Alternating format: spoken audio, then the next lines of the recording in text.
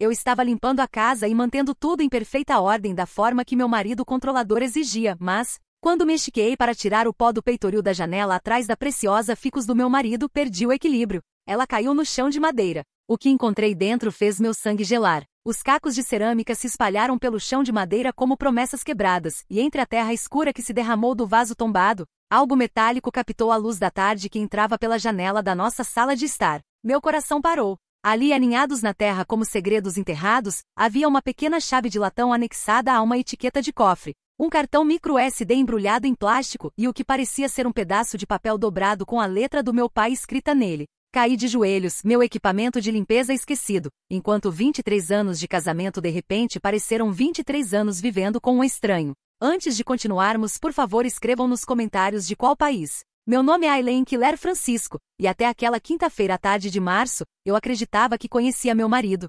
Acreditava na nossa vida juntos na casa suburbana tranquila que havíamos construído. No homem que beijava minha testa todas as manhãs antes do trabalho e me chamava de querida na frente dos nossos amigos. Eu acreditava que as rachaduras no nosso casamento eram normais, que todo casal passava por momentos difíceis, que amor significava suportar as pequenas crueldades e a lenta erosão da autoestima que se tornará minha realidade diária. Eu tinha 47 anos e havia passado a última década pisando em ovos na minha própria casa. Começou tão gradualmente que mal percebi. Rick sempre foi exigente com suas coisas. Sua caneca de café tinha que ser lavada de um jeito específico, seus jornais dobrados exatamente assim. Sua amada planta ficus posicionada exatamente a 3 metros da janela voltada para o sul. Mas em algum lugar ao longo do caminho, suas preferências se tornaram regras, suas sugestões se tornaram comandos, e minhas opiniões se tornaram inconvenientes. Aileen, você está sendo muito sensível, tornou-se sua frase favorita sempre que eu tentava expressar mágoa ou frustração. Você está imaginando coisas, ele dizia com aquele sorriso paciente que me fazia sentir como uma criança histérica.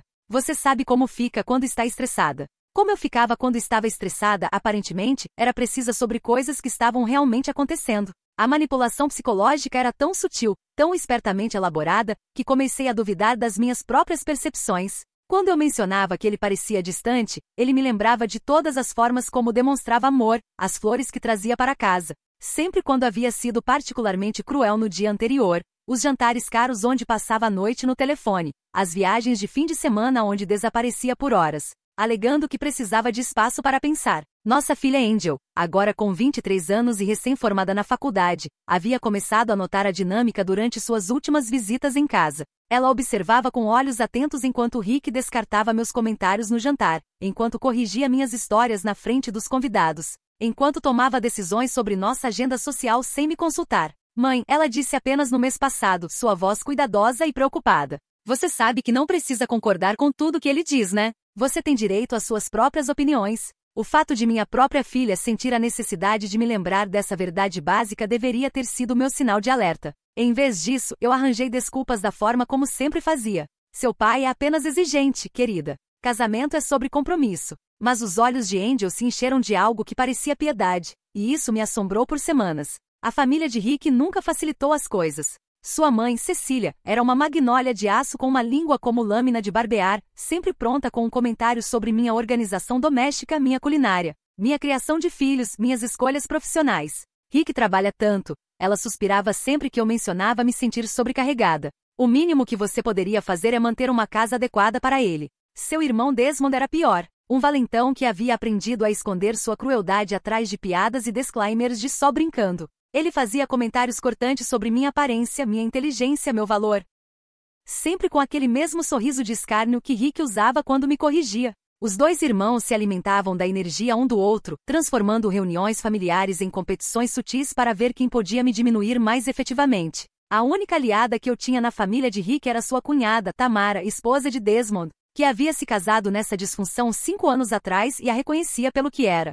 Ela me olhava do outro lado da mesa de jantar quando os homens estavam sendo particularmente horríveis, oferecendo solidariedade silenciosa e a fuga ocasional para ajudar na cozinha onde podíamos respirar livremente por alguns minutos. Eles não são normais, Aileen, ela me sussurrou no Natal passado, enquanto lavávamos louça e ouvíamos Desmond repreender o filho adolescente na sala ao lado. A forma como tratam as mulheres, como falam conosco, não está certo. Mas Tamara também estava presa, com 2 crianças pequenas e um marido que controlava todos os aspectos de suas finanças. Nós duas estávamos nos afogando em piscinas diferentes da mesma água tóxica. A manhã em que quebrei o vaso da Ficus começou como qualquer outra. Rick havia saído para seu trabalho na seguradora com seu beijo perfunctório habitual e sua lista habitual de coisas para eu realizar enquanto ele estivesse fora. As compras da casa precisavam ser feitas de acordo com a lista específica que ele havia deixado no balcão, e seu escritório precisava ser limpo, mas cuidadosamente porque tudo tinha que ser colocado de volta exatamente onde pertencia. Eu estava trabalhando meio período como designer gráfica freelancer desde que Angel saiu para a faculdade, tentando reconstruir a carreira que havia abandonado quando ela nasceu. Rick tolerava isso desde que não interferisse com minhas responsabilidades primárias, e desde que eu não ganhasse mais dinheiro do que ele se sentia confortável. Sempre que um projeto começava a ir bem, sempre que um cliente queria expandir nossa relação de trabalho, Rick de repente precisava de mais atenção, mais cuidado, mais do meu tempo dedicado a manter seu conforto. Eu estava na sala limpando ao redor de sua preciosa ficus, uma planta que ele tinha desde antes de nos conhecermos, que ele alegava ser insubstituível e que eu estava proibida de mover ou replantar, quando meu telefone tocou. Era Angel, ligando de seu apartamento em Portland, onde estava trabalhando em uma organização sem fins lucrativos e vivendo o tipo de vida independente que eu havia esquecido que era possível. Oi, mãe? Sua voz estava animada, mas preocupada. Estive pensando sobre nossa conversa da semana passada sobre você talvez conversar com alguém. Um terapeuta, quero dizer. Eu havia mencionado em um momento de fraqueza que estava me sentindo perdida ultimamente, como se não me reconhecesse mais. Angel imediatamente sugeriu aconselhamento, mas a ideia me aterrorizava. E se um terapeuta confirmasse o que eu estava começando a suspeitar, que eu havia desperdiçado décadas da minha vida, que havia me permitido tornar-me uma sombra de quem eu costumava ser? Não sei, querida, eu disse, esticando o fio do telefone enquanto me estendia para limpar o peitoril da janela atrás da Ficus. Seu pai acha que terapia é só uma desculpa para pessoas que não conseguem lidar com seus problemas. Mãe? A voz de Angel estava cortante. Quem se importa com o que o papai pensa sobre terapia? Isso é sobre você. Sobre o que você precisa. A ideia radical de que minhas necessidades poderiam importar, que elas poderiam até ter precedência sobre as opiniões de Rick, era tão estranha que eu realmente ri. Mas foi um som amargo, e quando me virei para responder a Angel, meu cotovelo bateu na borda do vaso da Ficus. O tempo desacelerou enquanto eu assistia 23 anos de obediência cuidadosa se estilhaçar contra o chão de madeira. A Ficus em si estava deitada de lado, raízes expostas, parecendo tão vulnerável e deslocada quanto eu me sentia na maioria dos dias. Mãe? Mãe? Que barulho foi esse? A voz de Angel parecia vir de muito longe. Eu estava olhando para a bagunça, calculando quanto problema eu estava quando os vi. Os objetos que mudariam tudo, aninhados no solo como segredos finalmente vindo à luz. Tenho que te ligar de volta, sussurrei no telefone e desliguei antes que Angel pudesse responder. Minhas mãos tremiam enquanto eu pegava a chave de latão primeiro. Era pequena, do tipo usado para cofres. E anexada a ela estava uma etiqueta com números que eu não reconhecia e um logo de banco do outro lado da cidade. Um banco onde não tínhamos contas, pelo que eu sabia. O cartão micro-SD estava embrulhado cuidadosamente em plástico, protegido de umidade e solo. Alguém havia tomado muito cuidado para preservar o que quer que estivesse armazenado nele. Mas foi o pedaço de papel que fez meu sangue virar água gelada nas veias. Era uma fotocópia de uma carta, escrita na letra distintiva do meu pai. A mesma caligrafia cuidadosa que ele usava para me escrever bilhetes durante minha infância. A mesma escrita que eu havia visto em cartões de aniversário e presentes de Natal, e a última carta que ele me enviou antes de sua morte 3 anos atrás. A carta era endereçada a Rick, datada apenas 2 meses antes da morte do meu pai, e começava: Rick, estou escrevendo para confirmar nossa discussão sobre a herança de Aileen e a fundação que discutimos estabelecer em meu nome. Li a carta 3 vezes antes que as palavras penetrassem completamente. Meu pai, que havia morrido de câncer após uma longa batalha, que havia passado seus últimos meses preocupado em me deixar financeiramente segura, havia aparentemente feito arranjos com Rick. Arranjos dos quais eu não sabia nada. De acordo com a carta, meu pai havia deixado uma quantia substancial de dinheiro, dinheiro que eu nunca soube que existia, para ser usado para estabelecer uma fundação de caridade em sua memória. A fundação deveria apoiar pesquisa do câncer e advocacia de pacientes, causas que estavam próximas ao seu coração após seu diagnóstico. Rick deveria ser o executor, mas a fundação deveria ser estabelecida em meu nome como única filha do meu pai. Eu nunca havia ouvido uma palavra sobre nada disso. A carta continuava detalhando números de contas, documentos legais que precisavam ser arquivados e um cronograma para estabelecer a fundação. Mencionava reuniões com advogados, discussões sobre implicações fiscais e a garantia de Rick de que ele cuidaria de tudo para que eu não fosse sobrecarregada durante meu luto. Meu pai havia morrido acreditando que seu legado viveria através de trabalho significativo feito em seu nome. Eu havia passado 3 anos acreditando que ele não me deixou nada além de memórias e algumas joias.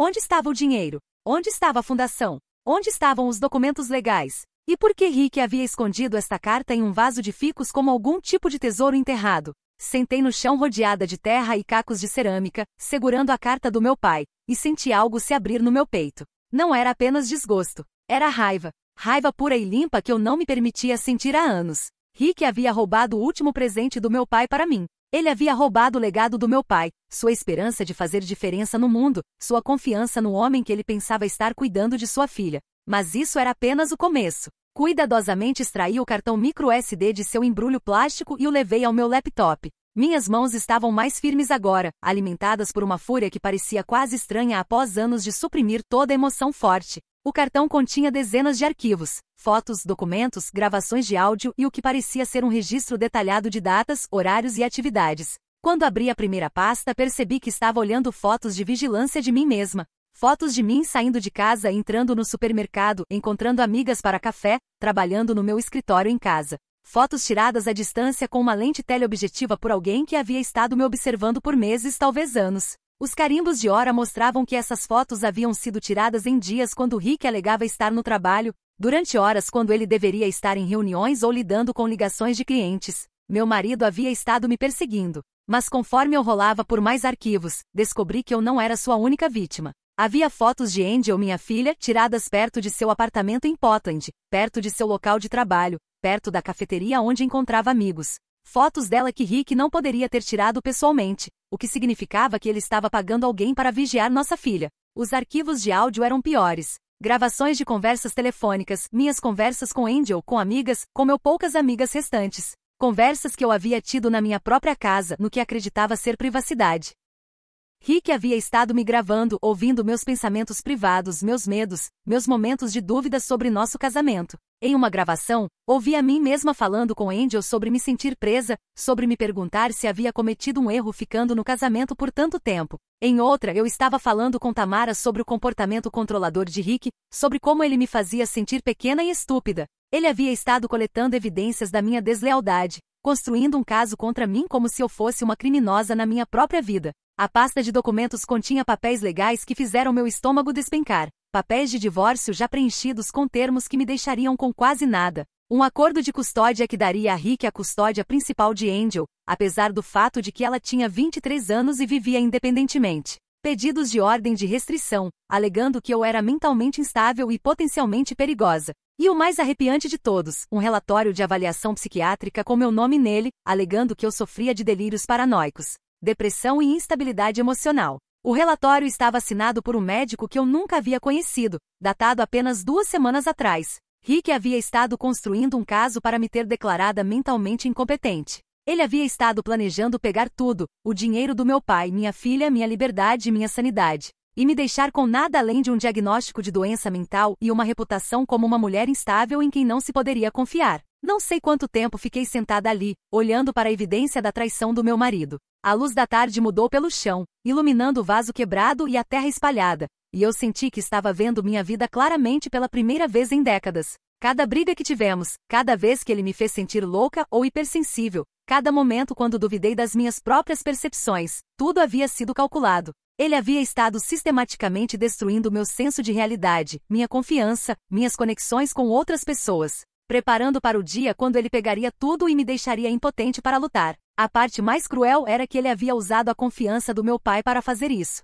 Meu pai, que me amava incondicionalmente, que havia se preocupado com meu futuro, que havia tentado prover para mim mesmo após sua morte. Rick havia traído ele também. Pensei sobre as últimas semanas do meu pai, como ele parecia aliviado sobre algo, como ele me disse para não me preocupar com dinheiro, que Rick cuidaria de tudo. Eu havia assumido que ele quis dizer que Rick cuidaria de mim emocionalmente, me apoiaria através do meu luto. Nunca imaginei que meu pai havia me deixado uma herança substancial, ou que Rick havia planejado roubá-la desde o momento que meu pai morreu. A raiva que havia estado crescendo no meu peito se cristalizou em algo mais duro e focado. Isso não era apenas sobre dinheiro, ou mesmo sobre a vigilância e manipulação. Isso era sobre a memória do meu pai, sobre o bem que ele queria fazer no mundo, sobre a confiança que ele havia depositado em um homem que havia se provado completamente indigno dela.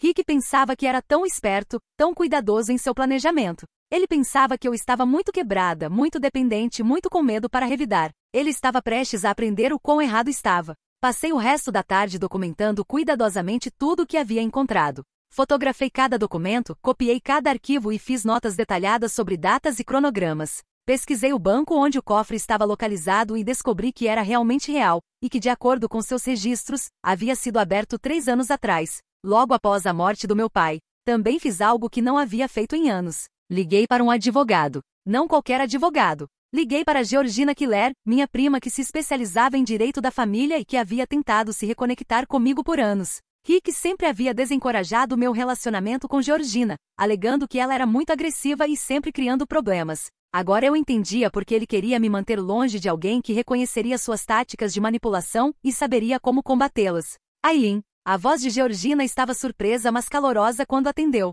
Faz tanto tempo. Como você está? Preciso de ajuda, eu disse simplesmente.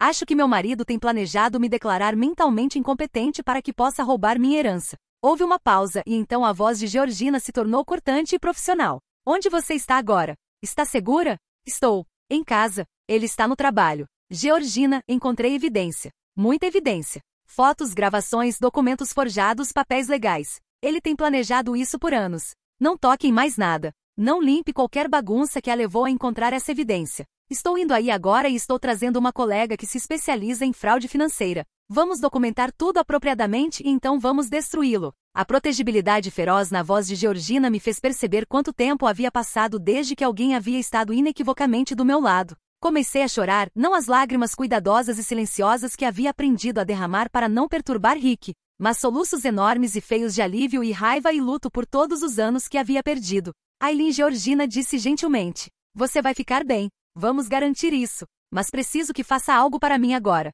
O quê? Preciso que ligue para Angel e conte a ela para ter muito cuidado. Se seu marido tem tido ela vigiada, se ele está planejando reivindicar custódia sobre uma mulher adulta, então ele é mais perigoso do que inicialmente pensamos. Ela precisa saber o que está acontecendo. O pensamento de Angel estar em perigo por causa dos planos distorcidos de Rick enviou uma nova onda de fúria através de mim. Minha filha brilhante, independente e forte, estava sendo perseguida e ameaçada pelo homem que deveria amá-la e protegê-la. Liguei para Angel imediatamente. Mãe, você parece perturbada. O que aconteceu com a coisa que quebrou? Angel, preciso que me ouça muito cuidadosamente. Seu pai tem tido você vigiada. Ele tem fotos suas tiradas perto do seu apartamento e trabalho. Encontrei evidência de que ele tem planejado registrar algum tipo de reivindicação de custódia sobre você, mesmo sendo adulta. Preciso que tenha muito cuidado sobre seus arredores, e preciso que venha para casa. O silêncio do outro lado da linha se estendeu por tanto tempo que pensei que a ligação havia caído.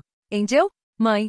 Sua voz estava muito quieta, muito controlada. Está me dizendo que o papai tem me perseguido? Sim, e a mim. E ele tem gravado nossas conversas telefônicas. Você sabe, há muito mais. Ele roubou o dinheiro que o vovô deixou para nós, dinheiro que deveria ir para uma fundação de pesquisa do câncer. Ele tem planejado me ter declarada mentalmente incompetente. Ele está. Estou entrando no meu carro agora, Angel interrompeu. Estarei aí em 5 horas. Mãe, não o confronte. Não deixe ele saber que encontrou alguma coisa. Pode limpar qualquer bagunça que fez e fingir que tudo está normal até eu chegar? O fato de minha filha de 23 anos estar me dando instruções de segurança sobre meu próprio marido deveria ter sido humilhante. Em vez disso, parecia uma linha de vida. Georgina está vindo para ajudar a documentar tudo. Ela está trazendo outro advogado. Bom, mãe, a voz de Angel rachou ligeiramente. Sinto muito. Eu sabia que algo estava errado, mas nunca imaginei. Deveria ter pressionado mais, deveria ter feito você deixá-lo anos atrás. Isso não é sua culpa, baby.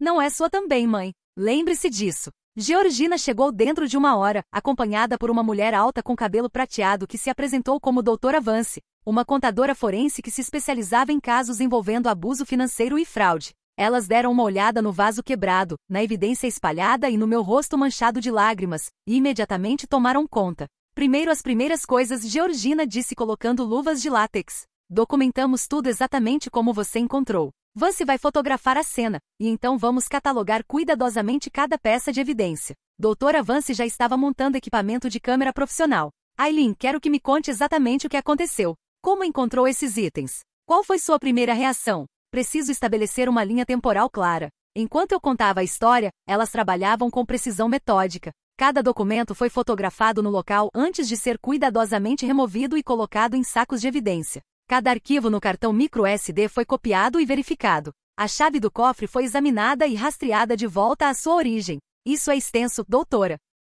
Vance disse sombriamente enquanto revisava os documentos financeiros. Seu marido tem planejado isso por pelo menos 3 anos, possivelmente mais. O nível de documentação, a avaliação psiquiátrica forjada, a vigilância. Isso não é comportamento impulsivo. Esta é uma campanha de longo prazo projetada para isolá-la e roubar seus bens. Georgina estava examinando os papéis de divórcio que Rick havia preparado. Esses termos são inadmissíveis. Ele está alegando que você é mentalmente instável e financeiramente irresponsável, e está pedindo controle total de todos os bens conjugais, incluindo bens que antecedem o casamento. Aileen, você alguma vez assinou algo dando a ele procuração? Não. Quer dizer, não acho. Ele sempre cuidava da papelada para tudo. Disse que era mais fácil se ele apenas cuidasse do lado comercial do nosso casamento. Georgina e doutora Vance trocaram um olhar que fez meu estômago apertar. Precisamos verificar, Georgina disse. Se ele forjou sua assinatura em documentos legais, isso é crime. Mas primeiro, precisamos garantir a herança do seu pai. Cecília, pode rastrear o dinheiro? Doutora Vance já estava no seu laptop, seus dedos voando pelo teclado. O cofre foi aberto 3 anos atrás, 2 semanas após a morte do seu pai. De acordo com registros bancários, tem sido acessado regularmente, cerca de 1 vez por mês. O acesso mais recente foi semana passada. O que há nele? Não saberemos até abrirmos, mas baseado nesses documentos, suspeito que encontraremos o testamento original, a papelada da fundação e possivelmente evidência de onde o dinheiro foi parar. Georgina se levantou, tirando terra dos joelhos. Aileen, vamos para esse banco agora. Você vai usar essa chave, e vamos ver exatamente o que seu marido tem escondido. Mas e se ele descobrir? E se ele chegar em casa e ver o vaso quebrado? Vamos limpar isso e fazer parecer um acidente, doutora Vance disse. Você vai contar a ele que quebrou sua planta, está muito arrependida, e encomendou um vaso substituto. Vai agir como a esposa submissa que ele espera de você. Apenas por mais um pouco. A ideia de fingir, de voltar a ser a esposa complacente de Rick me deixou doente.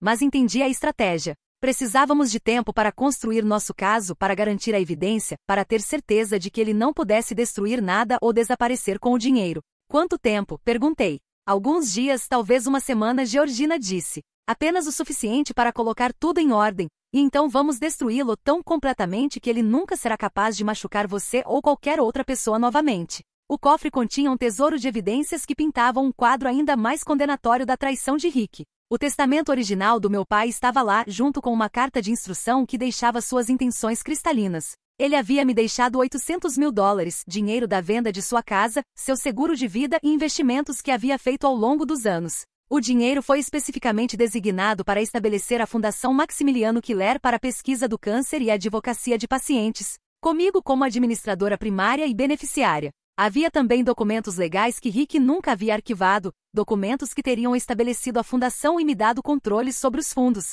Em vez disso, ele havia transferido o dinheiro para contas sob seu controle exclusivo, usando documentos de procuração forjados que continham minha assinatura. Uma assinatura que eu definitivamente nunca havia escrito. Mas a descoberta mais chocante foi uma pasta rotulada, apólices de seguro de vida em mim e Angel que Rick havia contratado sem nosso conhecimento. As apólices eram substanciais, e haviam sido compradas apenas 6 meses atrás. Ele tem planejado nos destruir, sussurrei, olhando para os documentos. Não necessariamente, doutora Vance disse cuidadosamente, mas ele certamente tem planejado para a possibilidade de suas mortes. Combinado com a avaliação psiquiátrica e os papéis de custódia, isso sugere que ele estava preparando múltiplos cenários. Se ele não pudesse ter você declarada incompetente, se você lutasse ou tentasse partir. Ela não precisou terminar a frase. Georgina estava fotografando tudo com eficiência sombria. Aileen, isso é evidência suficiente para colocá-lo na prisão por muito tempo. Fraude, falsificação, roubo de identidade, abuso financeiro e dependendo do que encontrarmos quando cavamos mais fundo. Possivelmente conspiração e tentativa de assassinato. Mas eu não quero que ele vá para a prisão, eu disse me surpreendendo. Quer dizer, quero, mas isso não é suficiente. Prisão seria muito fácil. Ele se tornaria a vítima. O pobre homem cuja esposa louca destruiu sua vida. Sua família se reuniria em torno dele, arranjaria desculpas, me culparia por tudo. Georgina olhou para mim com algo parecido com orgulho. O que você quer, Aileen? Pensei sobre meu pai, sobre o bem que ele queria fazer no mundo. Pensei sobre Angel, sobre o medo em sua voz quando percebeu que havia sido perseguida. Pensei sobre Tamara presa em seu próprio casamento tóxico, e sobre todas as outras mulheres que poderiam se tornar vítimas da manipulação de Rick no futuro. Quero que ele seja exposto, eu disse. Quero que todos saibam exatamente quem ele é e o que fez. Quero que sua família veja a verdade, seus colegas de trabalho, seus amigos. Quero que a fundação seja estabelecida da forma que meu pai pretendia, e quero que Rick perca tudo. Sua reputação, seu emprego, o respeito de sua família, seu senso de controle. Quero que ele se sinta tão impotente e humilhado quanto me fez sentir por 23 anos. Isso, Georgina disse com um sorriso feroz. Definitivamente podemos arranjar. Angel chegou naquela noite exatamente quando Rick estava chegando na garagem. Eu havia passado a tarde limpando o vaso quebrado, encomendando um substituto online e praticando minha performance de contrição e ansiedade. Quando Rick entrou pela porta, eu estava esperando com a energia apologética e nervosa que ele esperava de mim. Rick, sinto muito, comecei antes dele ter até colocado sua pasta no chão. Eu estava limpando e acidentalmente derrubei sua ficus. Quebrei o vaso, mas a planta está bem, e já encomendei um vaso novo exatamente igual ao antigo. Observei seu rosto cuidadosamente, procurando sinais de que ele suspeitava de alguma coisa. Mas Rick estava tão acostumado com minha desajeitamento, tão acostumado com meus acidentes e desculpas, que mal pareceu surpreso. Onde está a planta agora? Ele perguntou com a paciência de longo sofrimento de um homem lidando com uma criança incompetente. Na cozinha. Replantei em um recipiente temporário até um novo vaso chegar. Ele assentiu, já dispensando o incidente. Tente ter mais cuidado, Aileen. Aquele vaso era insubstituível. Se ele soubesse o quão insubstituível realmente era, e quanto eu havia aprendido quebrando-o. Angel apareceu na porta, tendo entrado pela porta dos fundos enquanto Rick e eu estávamos conversando.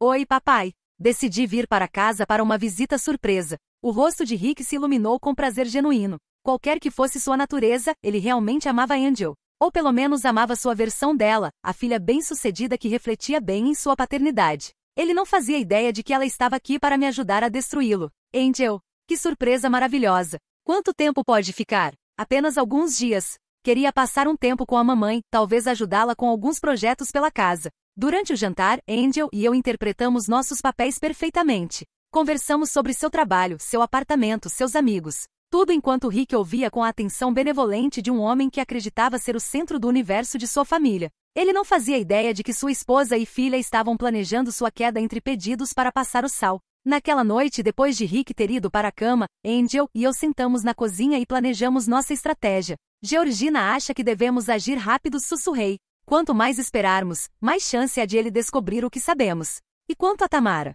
E sua mãe e Desmond? Vamos avisá-los? Pensei sobre os anos de crueldade sutil de Cecília, sobre o bullying de Desmond, sobre como todos eles haviam participado em me fazer sentir pequena e sem valor. Tamara, sim. Ela merece saber em que tipo de família se casou. Mas os outros, eles vão descobrir da mesma forma que todos os outros. Angel assentiu sombriamente. E quanto ao trabalho dele? Seus amigos? Todos, eu disse. Todos que acreditaram na versão deles sobre mim. Todos que pensaram que eu era o problema neste casamento. Todos vão aprender a verdade. Na manhã seguinte, enquanto Rick estava no trabalho, Georgina chegou com uma equipe de investigadores e contadores forenses. Tínhamos 24 horas para reunir evidência adicional antes de fazermos nosso movimento.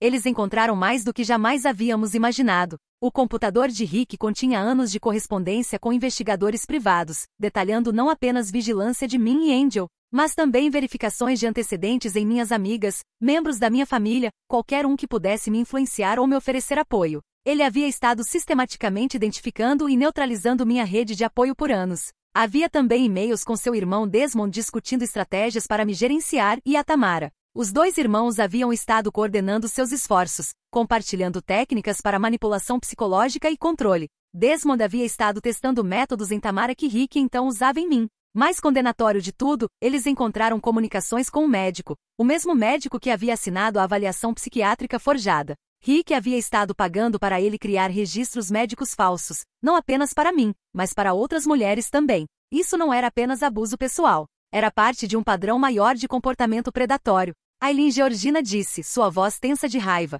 Seu marido e seu irmão estão executando o que equivale a um empreendimento criminoso. Eles estão sistematicamente abusando de mulheres, roubando seus bens e usando documentos médicos forjados para cobrir seus rastros. Você não é a primeira vítima deles. A revelação me atingiu como um golpe físico. Todos aqueles anos pensando que eu era o problema, que era muito sensível ou muito difícil. Eu havia sido vítima de uma conspiração criminosa calculada. Quantas outras? Perguntei. Ainda estamos investigando, mas encontramos evidência de pelo menos 3 outras mulheres nos últimos 10 anos. Todas elas terminaram divorciadas, declaradas mentalmente incompetentes e despojadas de seus bens. Todas elas agora vivem na pobreza enquanto seus ex-maridos controlam sua antiga riqueza. Pensei sobre essas mulheres, sobre as vidas que haviam sido destruídas pela ganância e crueldade de Rick e Desmond. Pensei sobre como elas devem ter se sentido, como devem ter se culpado, como devem ter se perguntado o que haviam feito de errado. Vamos ajudá-las também, eu disse. Quando expormos Rick e Desmond, vamos garantir que essas mulheres também obtenham justiça. Georgina sorriu. Estava esperando que dissesse isso. Passamos os próximos 2 dias construindo um caso hermético. Georgina trabalhou com promotores para preparar acusações criminais. Dr. Vance rastreou cada dólar da herança roubada do meu pai e identificou as contas onde Rick havia escondido o dinheiro. Os investigadores compilaram evidência da vigilância, dos documentos forjados e da conspiração com Desmond. Enquanto isso, eu interpretei meu papel perfeitamente. Eu era a esposa apologética, preocupada com o vaso quebrado, grata pela paciência de Rick com meu desajeitamento. Cozinhei suas refeições favoritas, perguntei sobre seu dia e não lhe dei razão para suspeitar que algo havia mudado. Era como se o céu sorrisse para mim, que ele esqueceu totalmente o que estava escondendo no vaso da ficus. Eu estava me transformando. Cada sorriso submisso, cada gesto deferente, cada momento de fingir ser a mulher que ele tentou me fazer. Tudo parecia armadura agora. Proteção enquanto me preparava para a batalha. Angel foi magnífica. Ela conversou com seu pai sobre seu trabalho, seus amigos, seus planos para o futuro, tudo enquanto secretamente gravava conversas e reunindo evidência adicional. Rick, se deliciando no que pensava ser a admiração de sua filha, revelou mais sobre seus planos do que jamais teria se soubesse que ela estava trabalhando contra ele. Na quinta-feira à noite, Tamara veio jantar. Rick sempre se comportava melhor quando tínhamos convidados, interpretando o papel do marido e pai devotado. Mas Tamara sabia o que procurar agora, e eu podia vê-la catalogando cada diminuição sutil, cada momento de controle, cada sinal do abuso que ela havia estado muito isolada para reconhecer em seu próprio casamento. Depois do jantar, enquanto Rick estava em seu escritório, Tamara, Angel e eu sentamos na sala e contei tudo a ela. Tamara ouviu em silêncio atordoado enquanto eu descrevia a evidência que havíamos encontrado, a conspiração entre Rick e Desmond, as outras vítimas, a herança roubada. Quando terminei, ela estava chorando. Eu sabia que algo estava errado, ela sussurrou. Desmond tem estado tão controlador ultimamente, tão paranoico sobre dinheiro e minhas atividades. Ele tem feito perguntas estranhas sobre minha família, sobre qualquer herança que eu possa receber quando meus pais morrerem. E ele tem me pressionado para assinar papéis, documentos financeiros que ele diz serem apenas para planejamento patrimonial. Não assine nada, Angel disse urgentemente. E Tamara, você precisa sair. Hoje à noite, se possível. Não posso. As crianças. Vamos ajudá-la, eu disse. Georgina tem recursos, casas seguras, apoio legal. Você não tem que fazer isso sozinha. Tamara olhou para mim com algo parecido com admiração. Você realmente vai destruí-los, não vai? Vou expô-los, corrigi. Vou garantir que todos saibam exatamente quem eles são e o que fizeram. E então vou usar o dinheiro do meu pai da forma que ele pretendia, para ajudar pessoas, para fazer diferença, para criar algo bom de toda essa maldade. Na manhã de sexta-feira, Georgina ligou com as notícias que eu estava esperando. Tudo está no lugar, ela disse. Os promotores estão prontos para apresentar acusações. O banco congelou as contas de Rick. As seguradoras foram notificadas sobre as apólices fraudulentas. E preparei um dossiê abrangente para seu empregador, suas associações profissionais e seu círculo social. E quanto à mídia? Tenho um contato na estação de notícias local que se especializa em casos de fraude financeira. Ela está muito interessada na história, especialmente o ângulo sobre o dinheiro de caridade roubado e as múltiplas vítimas. Respirei fundo. Então vamos fazer isso. Aileen, uma vez que começarmos isso não há como voltar atrás. Tem certeza de que está pronta? Pensei sobre meu pai, sobre a fundação que ele queria criar. Pensei sobre as outras mulheres que Rick e Desmond haviam vitimizado. Pensei sobre Angel, sobre a vida que ela merecia viver livre de medo e vigilância. Pensei sobre Tamara e seus filhos, sobre a chance de salvá-los de anos de abuso. Estou pronta. Então começamos em 1 hora. Rick será preso em seu escritório. Desmond será preso em sua casa. A história será divulgada no noticiário da noite. Amanhã de manhã, todos em seus círculos sociais e profissionais saberão exatamente quem eles realmente são. Depois de desligar, sentei na sala onde havia quebrado o vaso da ficus apenas 1 semana atrás. O novo vaso havia chegado, e a planta de Rick estava prosperando em sua casa temporária na cozinha. Logo eu a replantaria em seu novo recipiente. Mas nunca mais teria medo de perturbar as preciosas posses de Rick. Angel me encontrou ali, olhando pela janela para a vida que estava prestes a reclamar. Como se sente, mamãe? Poderosa, eu disse, e percebi que era verdade. Pela primeira vez em 23 anos, me sinto poderosa. As prisões aconteceram simultaneamente às 14 horas da sexta-feira. Rick foi levado sob custódia em seu escritório, na frente de seus colegas e clientes, acusado de fraude, falsificação, roubo de identidade, conspiração e abuso financeiro. As acusações foram lidas em voz alta no saguão de sua prestigiosa seguradora, onde havia passado anos construindo uma reputação como um homem de família confiável e pilar da comunidade. Desmond foi preso em sua casa, onde Tamara já havia saído com as crianças e uma mala cheia de evidência que ela havia reunido de seu escritório em casa. O olhar em seu rosto quando percebeu que sua esposa havia sido mais esperta que ele foi, segundo o oficial que fez a prisão, absolutamente impagável. Eu não estava lá para ver nenhuma das prisões, mas Georgina me ligou com atualizações durante toda a tarde. Às 15 horas, ambos os homens estavam sob custódia, seus bens foram congelados e a investigação sobre suas outras vítimas estava oficialmente em andamento. Às 18 horas, as notícias locais lideraram com a história. Executivo de seguro local e irmão acusados de esquema de fraude multimilionário visando esposas e vítimas idosas. Angel e eu assistimos à transmissão juntas, de mãos dadas no sofá onde eu havia passado tantos anos pisando em ovos. A repórter, uma mulher de olhos afiados chamada Loretta Dominique, havia feito sua lição de casa. Ela detalhou não apenas as acusações contra Rick e Desmond, mas também o padrão de abuso, o dinheiro de caridade roubado e o impacto nas vítimas.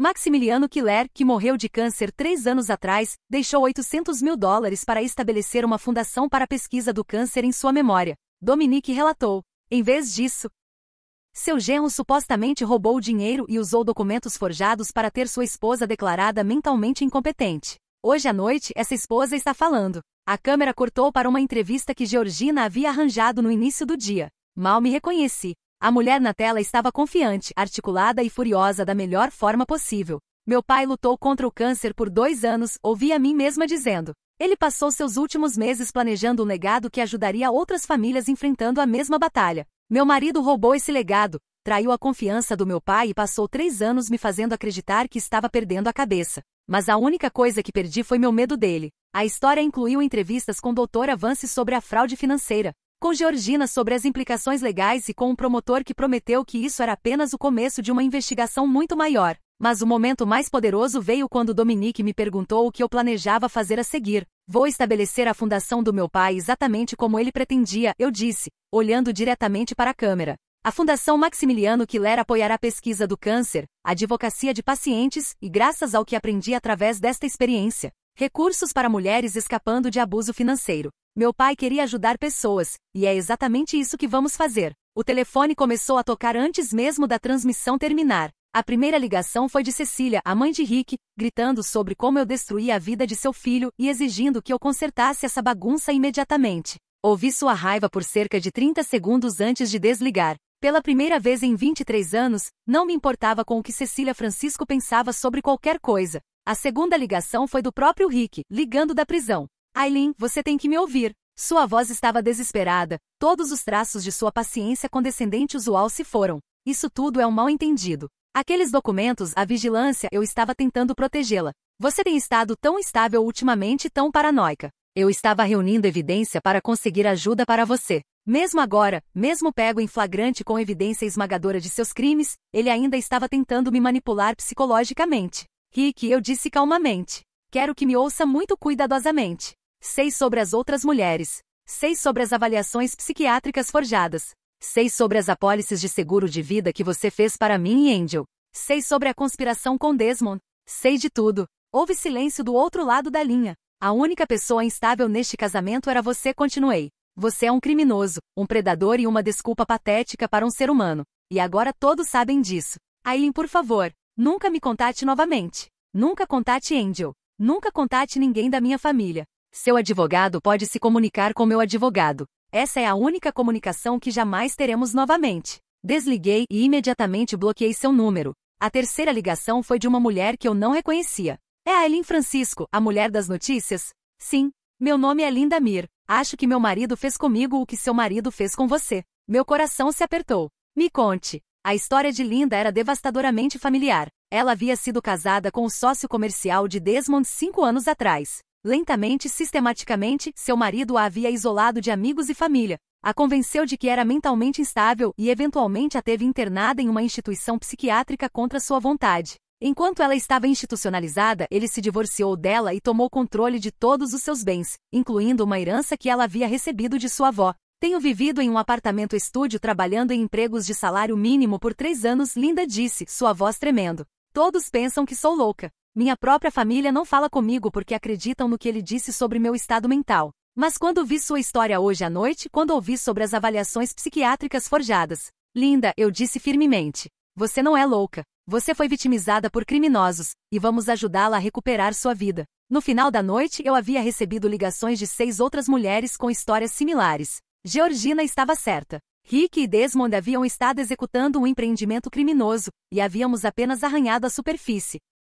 O fim de semana trouxe um frenesi midiático que excedeu qualquer coisa que eu poderia ter imaginado. A história viralizou nas redes sociais, foi captada por meios de comunicação nacionais e gerou conversa sobre abuso financeiro, manipulação psicológica e a vulnerabilidade de mulheres em casamentos controladores. As hashtags #Justiça para Aileen, #Fundação Maximiliano Killer e #Abuso Financeiro começaram a fazer tendência. Mas mais importante, trouxe mais vítimas. Na manhã de segunda-feira, o escritório de Georgina havia sido contatado por 12 mulheres com histórias de abuso sistemático, fraude financeira e documentos médicos forjados. O padrão era sempre o mesmo: isolamento, manipulação psicológica, controle financeiro gradual e então ação legal súbita para despojar as mulheres de seus bens e credibilidade. Os promotores expandiram sua investigação, e autoridades federais se envolveram quando perceberam o escopo da conspiração. Rick e Desmond não haviam apenas visado suas próprias esposas. Eles haviam estado executando uma rede que incluía médicos corruptos,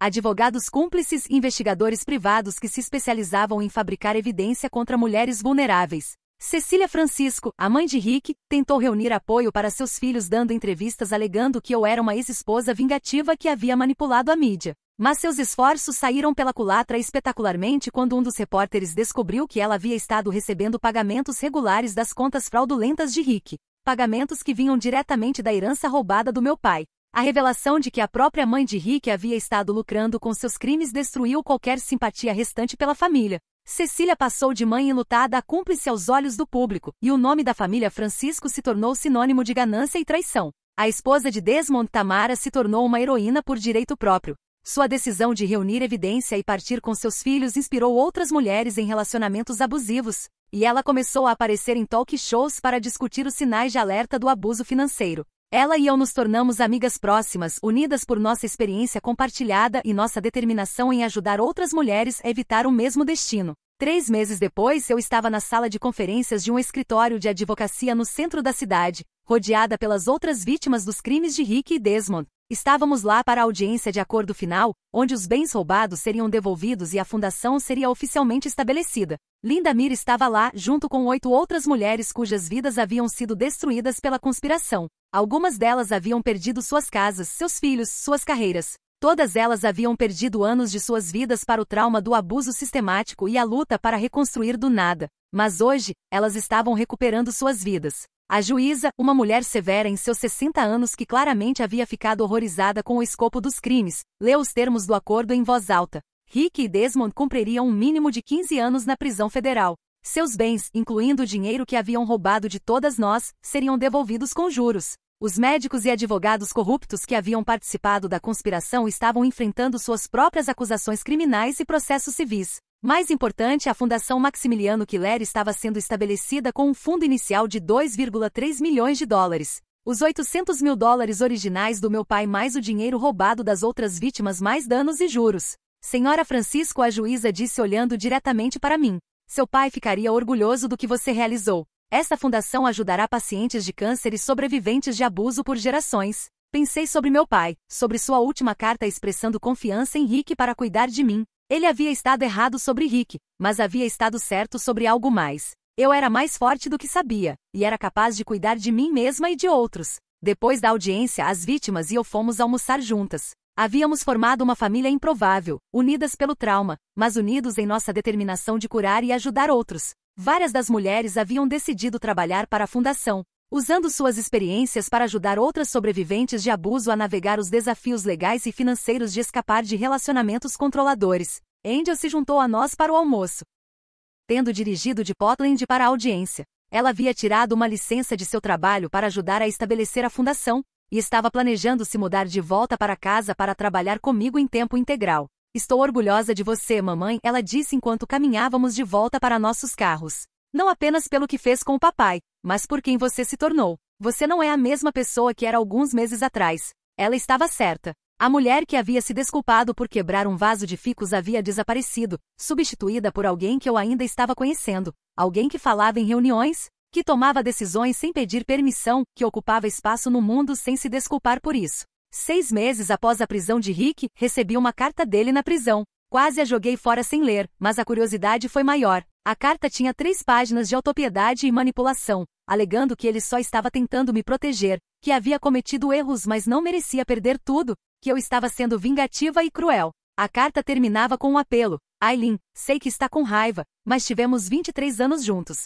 Isso tem que contar para algo. Estou pedindo para me perdoar, para me ajudar a apelar minha sentença, para lembrar dos bons momentos que compartilhamos. Ainda sou seu marido, e ainda te amo. Li a carta esperando sentir algo. Raiva, tristeza, talvez até um traço da velha culpa e autodúvida. Mas tudo o que senti foi uma espécie de piedade distante por um homem que ainda não entendia que amor não era sobre controle, que casamento não era sobre posse, que perdão não era algo que ele podia exigir ou me manipular a dar. Escrevi de volta uma única frase: eu te perdoo para minha própria paz, mas nunca esquecerei o que você fez. E nunca pararei de lutar para garantir que não possa fazer isso com mais ninguém. Então pedi o divórcio. 1 ano após quebrar o vaso da ficus, eu estava no saguão dos novos escritórios da Fundação Maximiliano Killer, observando Angel pendurar um retrato do meu pai na parede. A fundação já havia financiado 3 projetos de pesquisa, estabelecido uma rede de apoio para sobreviventes de abuso e ajudado dezenas de mulheres a escapar de relacionamentos controladores. A planta ficus, a preciosa e insubstituível ficus de Rick,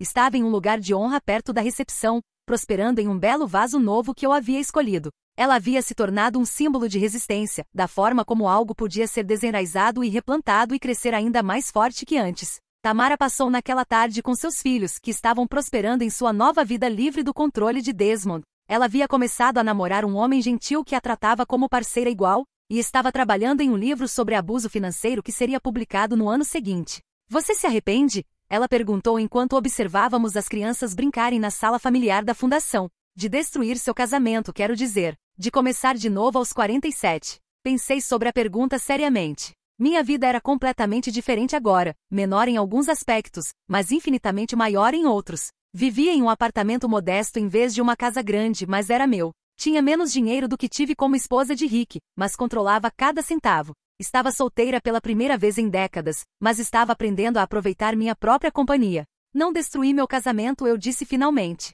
Eu o expus. O casamento que pensei ter nunca existiu. Era apenas uma performance elaborada projetada para me manter controlada e submissa. O que tenho agora é real, é meu, e é muito melhor que qualquer coisa que tive antes. Naquela noite, Angel e eu jantamos no meu apartamento. Ela havia decidido ficar na cidade permanentemente, trabalhando para a fundação e construindo uma vida que era inteiramente sua escolha. Havíamos nos tornado mais próximas do que jamais fomos, unidas não apenas como mãe e filha, mas como mulheres que haviam sobrevivido a algo terrível e escolhido usar essa sobrevivência para ajudar outros. Mamãe, Angel disse enquanto lavávamos a louça. Tenho algo para te contar. Meu coração pulou me perguntando se ela havia conhecido alguém, se estava se mudando, se estava infeliz com sua decisão de ficar. Tenho pensado em mudar meu nome, ela disse. Não quero mais ser Angel Francisco. Quero ser Angel Killer. Como você vai ser quando o divórcio for finalizado? Parei de lavar a louça e me virei para olhá-la.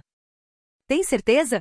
Tenho certeza. Francisco nunca foi realmente meu nome mesmo. Era apenas algo que herdei de um homem que acabou sendo um criminoso. Killer é o nome do meu avô, minha herança, minha escolha, e é o nome que vai ser associado com ajudar pessoas, em vez de machucá-las. Abracei ela então, esta jovem mulher brilhante que havia escolhido ficar comigo quando mais importava, que havia me ajudado a encontrar minha força quando pensei que estava perdida para sempre. 2 anos depois, fui convidada para falar em uma conferência sobre violência doméstica e fraude financeira. A audiência estava cheia de advogados, assistentes sociais, oficiais da lei e sobreviventes. Pessoas que estavam trabalhando para identificar e parar o tipo de abuso sistemático que Rick e Desmond haviam perpetrado. Contei a eles sobre o vaso da ficus, sobre o momento quando meu mundo cuidadosamente controlado se estilhaçou e revelou a verdade por baixo. Falei sobre a importância de acreditar nas mulheres quando elas dizem que algo parece errado, mesmo quando não conseguem articular exatamente o que é. Discuti os sinais de alerta do abuso financeiro, as táticas de manipulação psicológica e a forma como predadores usam instituições médicas, legais, financeiras,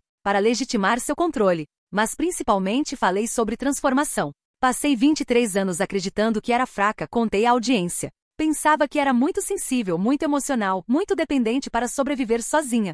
Meu marido e sua família reforçavam essa crença todos os dias, de mil pequenas formas que me faziam duvidar das minhas próprias percepções e habilidades. Mas aqui está o que aprendi: a força sempre esteve lá. A inteligência, a coragem, a capacidade para a independência. Tudo estava lá, apenas enterrado sob anos de condicionamento sistemático projetado para me fazer esquecer quem eu realmente era. Quebrar aquele vaso da Ficus por engano não apenas revelou os crimes do meu marido, revelou meu próprio poder. E uma vez que me lembrei de que tinha poder, uma vez que decidi usá-lo, não havia nada que ele pudesse fazer para me parar. 5 anos após a prisão de Rick, a Fundação Maximiliano Killer havia se tornado uma organização nacionalmente reconhecida. Havíamos ajudado centenas de sobreviventes de abuso, financiado pesquisa inovadora e feito lobby com sucesso por legislação que tornava o abuso financeiro mais fácil de processar e mais difícil de esconder. Rick e Desmond ainda estavam na prisão, seus apelos tendo sido negados múltiplas vezes. Os outros membros de sua conspiração haviam sido condenados e sentenciados.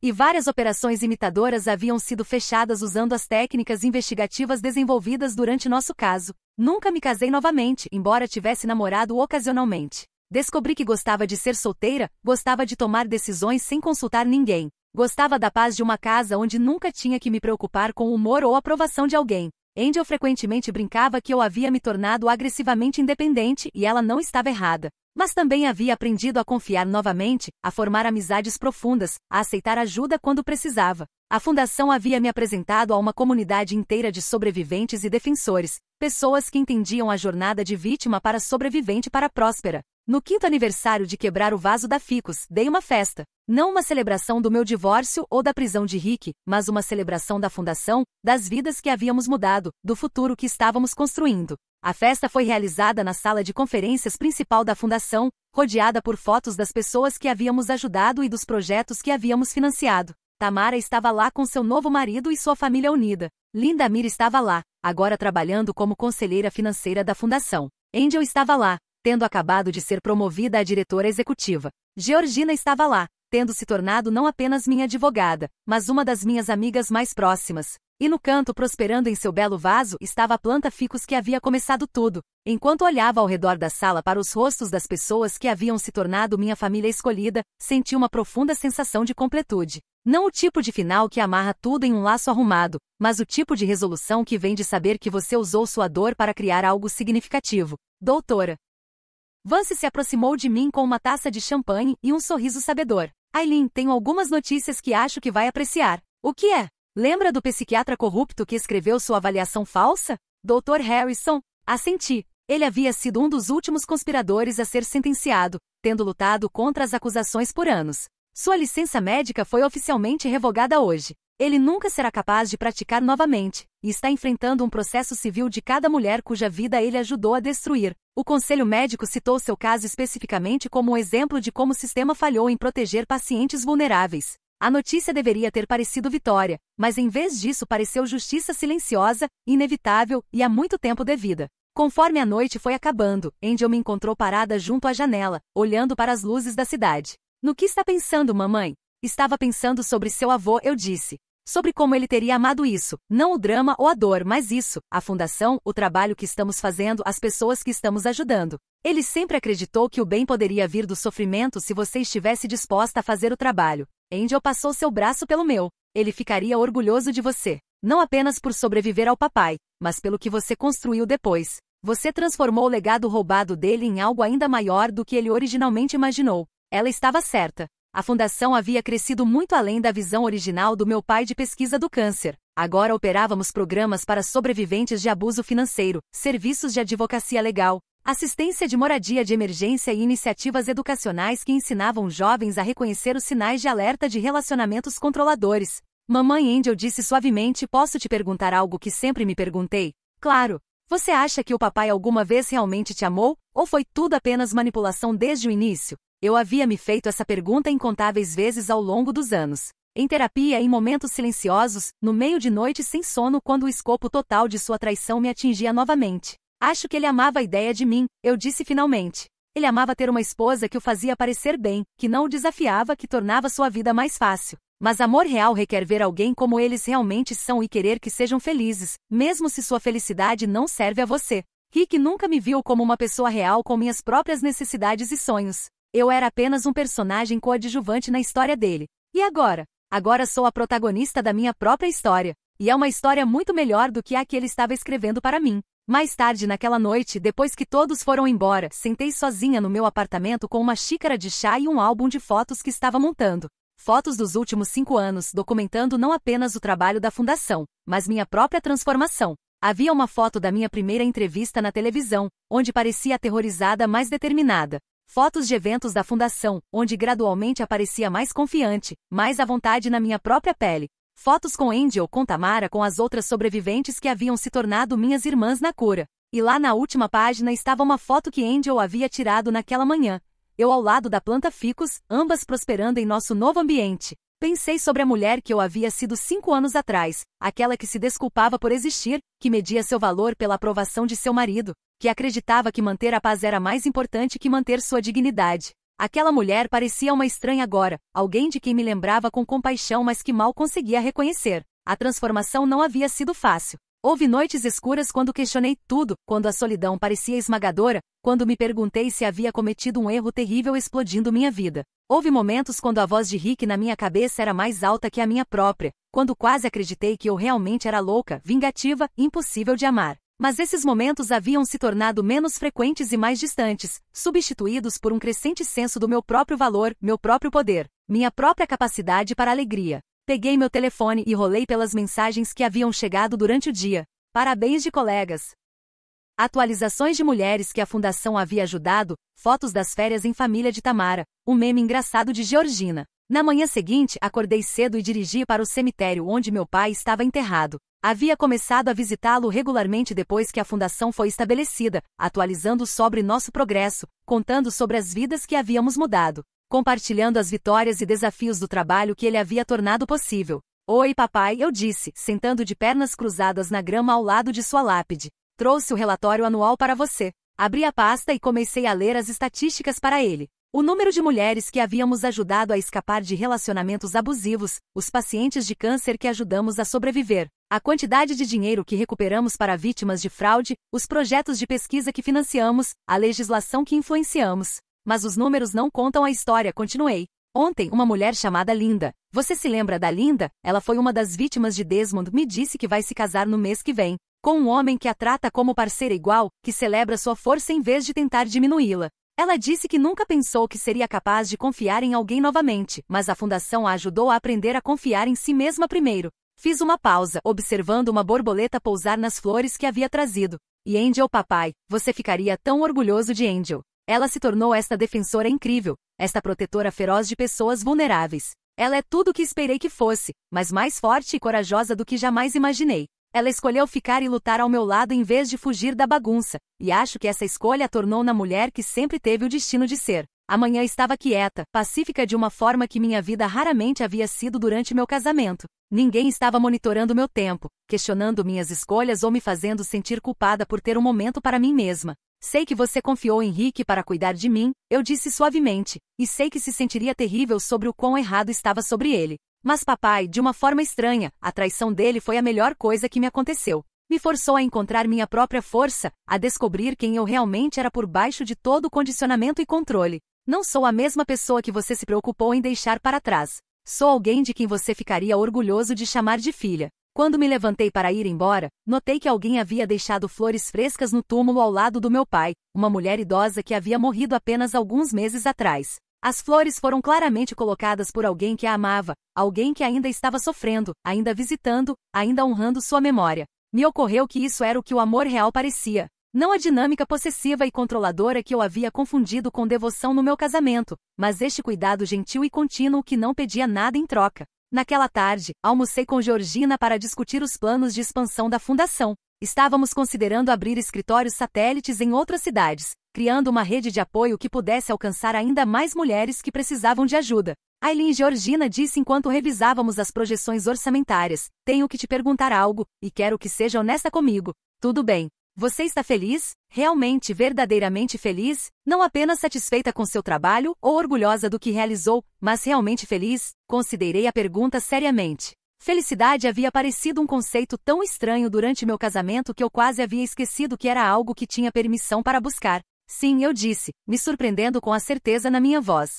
Sou feliz. Não da forma que pensei que a felicidade deveria parecer. Não tenho o casamento perfeito ou a casa perfeita ou a vida perfeita, mas tenho algo melhor. Tenho autenticidade e tenho propósito. Tenho relacionamentos baseados em respeito mútuo em vez de medo e controle. Tenho a liberdade de fazer minhas próprias escolhas, mesmo quando são escolhas erradas. Georgina sorriu. Esse é o melhor tipo de felicidade. O tipo que você cria para si mesma em vez de esperar que alguém te dê. Sabe o que é engraçado? Eu disse. Rick costumava me dizer que nunca sobreviveria sem ele, que era muito fraca e dependente para conseguir sozinha.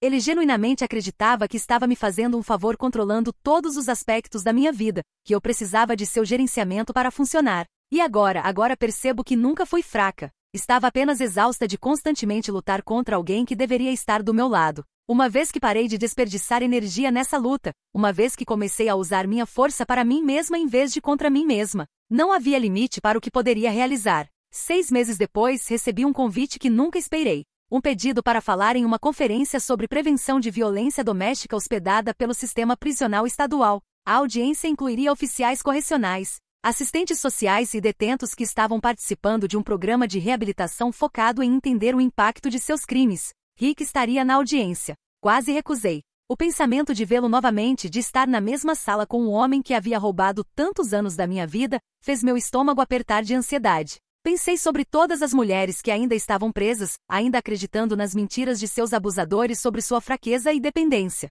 Se minha história pudesse alcançar até mesmo uma delas, se pudesse plantar uma semente de dúvida sobre a narrativa que haviam recebido, então enfrentar Rick valeria a pena. No dia da conferência, Angel se ofereceu para vir comigo para apoio, mas recusei. Isso era algo que precisava fazer sozinha, um confronto final que fecharia o círculo da minha transformação. A prisão era exatamente o que eu esperava, estéril, institucional, projetada para conter em vez de curar. Mas a sala de conferências onde falei estava cheia de pessoas que estavam genuinamente tentando entender e mudar, e isso me deu esperança. Contei minha história da forma que sempre fazia, honestamente, sem minimizar os crimes de Rick ou minha própria jornada de vítima para sobrevivente. Falei sobre o vaso da ficus, sobre o momento quando meu mundo se estilhaçou e revelou a verdade por baixo. Discuti o longo processo de reconstruir meu senso de self, de aprender a confiar nas minhas próprias percepções novamente. E falei sobre perdão, não o tipo que desculpa ou habilita, mas o tipo que liberta o perdoador do fardo de carregar o veneno de outra pessoa. Quando terminei de falar, houve um longo silêncio.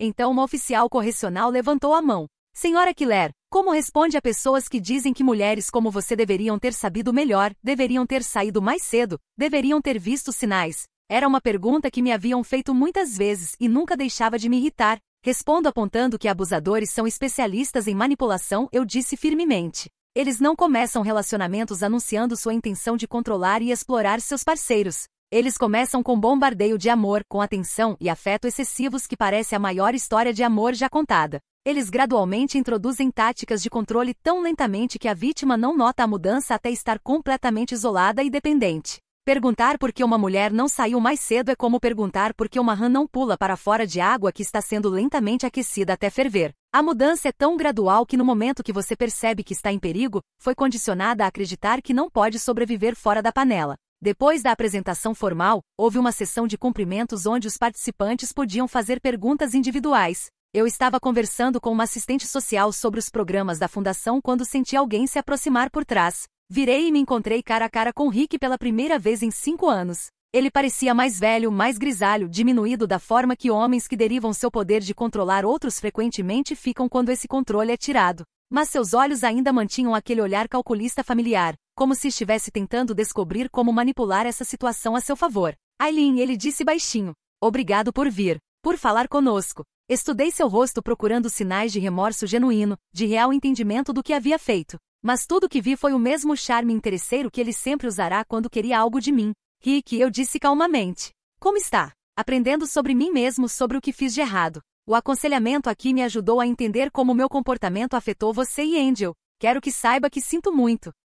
Verdadeiramente arrependido. O pedido de desculpa soou ensaiado, como algo que ele havia praticado em sessões de terapia projetadas para ajudá-lo a dizer as palavras certas, em vez de sentir as emoções certas. Aprecio isso, eu disse. Espero que o aconselhamento esteja ajudando você a se tornar uma pessoa melhor. Aileen, sei que não tenho o direito de pedir isso, mas você acha que há alguma chance para nós? No futuro, quero dizer, quando eu sair. Sei que tenho muito trabalho a fazer, muito para compensar, mas tivemos 23 anos juntos. Isso tem que contar para algo. E lá estava, a mesma suposição autoritária que havia caracterizado todo o nosso casamento. A crença de que seus desejos e necessidades deveriam ser minha preocupação primária. Que sua linha temporal para a redenção deveria ditar minhas escolhas. Que eu lhe devia consideração simplesmente porque ele havia conseguido ocupar espaço na minha vida por 2 décadas. Rick, eu disse gentilmente, mas firmemente. Quero que me ouça muito cuidadosamente. Eu te perdoo pelo que fez comigo, porque carregar raiva estava destruindo minha própria vida. Mas perdão não significa reconciliação. Não significa fingir que o que aconteceu não aconteceu, ou que você tem direito a uma segunda chance comigo. Seu rosto começou a mudar, a máscara de contrição escorregando para revelar o lampejo familiar de raiva por baixo. Construí uma vida que amo, continuei. Uma vida baseada em honestidade, respeito e parceria genuína com pessoas que me veem como igual. Nunca abriria mão disso para voltar a um relacionamento construído em mentiras e controle, não importa quanta terapia você teve ou quão arrependido alega estar. Mas Aileen, não há mais, Rick. Esta conversa acabou. Desejo-lhe bem em sua reabilitação, e espero que use seu tempo restante aqui para se tornar alguém que nunca machucaria outra mulher da forma que me machucou. Mas essa pessoa, se algum dia existir, terá que construir relacionamentos com pessoas que não sabem do que você é capaz. Eu sei, e nunca esquecerei. Caminhei embora sem olhar para trás, me sentindo mais leve a cada passo. Naquela noite, liguei para a Angel do meu quarto de hotel para contar sobre o encontro. Como se sente? Ela perguntou. Livre, eu disse sem hesitação. Completa, finalmente livre. Por 5 anos estive me curando do que ele fez comigo. Mas sempre houve essa pequena parte de mim que se perguntava se estava sendo muito dura, se deveria estar mais aberta à possibilidade de redenção. Vê-lo hoje, ouvi-lo tentar me manipular mesmo da prisão, confirmou que fiz a escolha certa. Estou orgulhosa de você, mamãe. Por falar sua verdade e por ir embora. Sabe qual foi a parte mais estranha? Ele parece tão pequeno. Não fisicamente, mas diminuído. Todos aqueles anos ele parecia tão poderoso, tão no controle de tudo. Mas hoje ele apenas parecia um homem triste e envelhecido que havia jogado fora tudo que era real em busca de poder sobre outra pessoa. É isso que os valentões são por baixo de toda a bravata. Pessoas pequenas e assustadas que só conseguem se sentir grandes fazendo outros se sentirem pequenos. Depois de desligar com Angel, sentei junto à janela do hotel e pensei sobre a jornada que me trouxe a este momento. 5 anos atrás, eu havia sido uma mulher que se desculpava por quebrar um vaso de planta. Hoje à noite eu era uma mulher que podia enfrentar seu abusador e ir embora com sua dignidade intacta. A transformação não havia acontecido da noite para o dia. Havia sido construída através de milhares de pequenas escolhas. A escolha de confiar nas minhas próprias percepções, a escolha de buscar ajuda, a escolha de acreditar que merecia coisa melhor, a escolha de usar minha dor para ajudar outros. 1 ano depois, eu estava na mesma sala de conferências onde havia dado a festa de aniversário da fundação.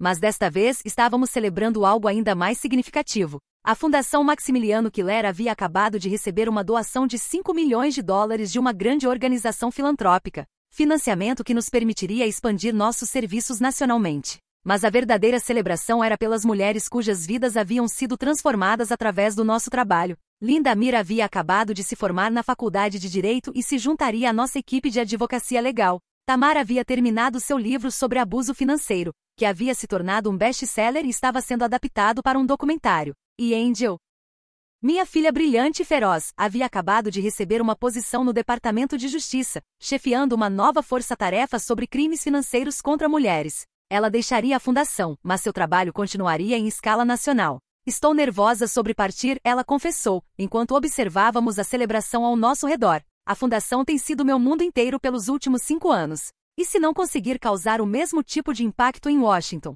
Angel, eu disse tomando suas mãos. Você não está deixando o trabalho para trás. Está expandindo. Tudo que aprendeu aqui, cada mulher que ajudou, cada sistema que aprendeu a navegar. Você está levando tudo isso para um lugar onde pode mudar leis, não apenas vidas. Ela sorriu, mas eu podia ver a incerteza em seus olhos. E você? Ficará bem dirigindo a fundação sem mim? Ficarei mais que bem. Ficarei orgulhosa. Seu avô queria ajudar pessoas a lutar contra o câncer. Mas o que construímos juntas luta contra algo ainda mais insidioso, o câncer do abuso que corrói as almas das mulheres. Você está levando essa luta para os mais altos níveis do governo. Ele ficaria tão orgulhoso de nós duas. 5 meses depois de Angel partir para Washington, recebi uma ligação que trouxe tudo de volta ao círculo completo. Senhora Killer, aqui é o detetive Caspian do Departamento de Polícia de Portland. Temos uma situação aqui que achamos que pode estar conectada ao seu caso de alguns anos atrás. Meu coração pulou. Que tipo de situação? Prendemos um homem chamado Thomas Francisco. Ele alega ser parente do seu ex-marido. Ele estava executando um esquema de fraude financeira visando mulheres idosas, usando documentos médicos forjados para tê-las declaradas incompetentes. Os métodos são idênticos ao que seu ex-marido e seu irmão estavam fazendo. O primo de Rick. O negócio da família era aparentemente mais extenso do que havíamos percebido. O que precisam de mim? Gostaríamos que testemunhasse sobre o padrão de abuso. Nos ajude a estabelecer que isso é parte de um empreendimento criminoso maior. E Sra. Keller, há 5 vítimas aqui. Mulheres idosas que perderam suas economias de vida, suas casas, sua independência. Elas precisam de alguém que entenda pelo que passaram. Estava em um avião para Portland no dia seguinte. As mulheres que conheci lá estavam nos seus 70 e 80 anos. Mulheres orgulhosas e inteligentes que haviam sido sistematicamente convencidas de que estavam perdendo a cabeça. A vergonha e confusão em seus olhos era devastadoramente familiar. Senhoras, eu disse enquanto sentávamos na sala de conferências do promotor público. Quero que saibam que não são loucas, não são estúpidas, e isso não é culpa de vocês. Foram alvos de criminosos que se especializam em explorar confiança e bondade. Mas vamos recuperar suas vidas. E conseguimos. Thomas Francisco foi condenado e sentenciado a 20 anos de prisão. As mulheres recuperaram a maior parte de seus bens roubados. Mais importante, elas recuperaram seu senso de dignidade e autoestima. Mas a melhor parte veio 7 meses depois, quando recebi uma carta de uma das vítimas, uma ex-professora de 82 anos chamada Dorothy Walsh. Cara Eileen, queria que soubesse que comecei a fazer trabalho voluntário com nosso abrigo local de violência doméstica, ajudando outras mulheres a reconhecer os sinais de abuso financeiro. Na minha idade, pensei que meus dias úteis estavam atrás de mim. Mas você me mostrou que sobreviver a algo terrível pode ser o começo do trabalho mais importante da sua vida. Obrigada por me devolver meu propósito. No 10º aniversário de quebrar o vaso da Ficus, dei uma última festa. Não para a fundação, que continuaria muito depois de eu ter ido embora, mas para mim mesma. Uma celebração de uma vida recuperada, um propósito descoberto, uma mulher renascida. A festa foi pequena, íntima, realizada no meu apartamento com as pessoas que mais importavam. Angel estava lá, tirando uma pausa rara de seu trabalho em Washington. Tamara e sua família, Georgina e sua parceira, Doutora Vance e uma dúzia de outras mulheres cujas vidas haviam se cruzado com a minha através de nossa jornada compartilhada de vítimas para sobreviventes.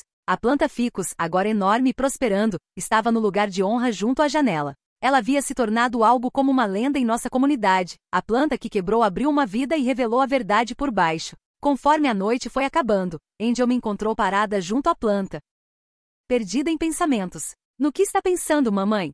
Estava pensando naquela mulher que quebrou este vaso 10 anos atrás. Como ela estava aterrorizada. Como se sentia pequena. Como estava convencida de que não podia sobreviver sem a aprovação e proteção de outra pessoa. Você sente falta dela? Considerei a pergunta seriamente. Sinto compaixão por ela. Ela estava fazendo o melhor que podia com o que sabia na época. Mas sentir falta dela? Bem, ela nunca foi realmente eu. Era apenas uma performance que dei por tanto tempo que esqueci que não era real. E agora? Agora sei quem realmente sou. Sou alguém que quebra coisas quando elas precisam ser quebradas. Sou alguém que planta novo crescimento no solo de velhas mentiras. Sou alguém que transforma dor em propósito e trauma em triunfo. Angel me abraçou apertado. Você é alguém que se salvou e então salvou todos os outros que conseguiu alcançar. Depois que todos foram embora, sentei sozinha com uma xícara de chá e um álbum de fotos. Não o de 5 anos atrás, mas o novo, documentando a última década da minha vida. Fotos de mulheres que havíamos ajudado, legislação que havíamos influenciado, vidas que havíamos mudado.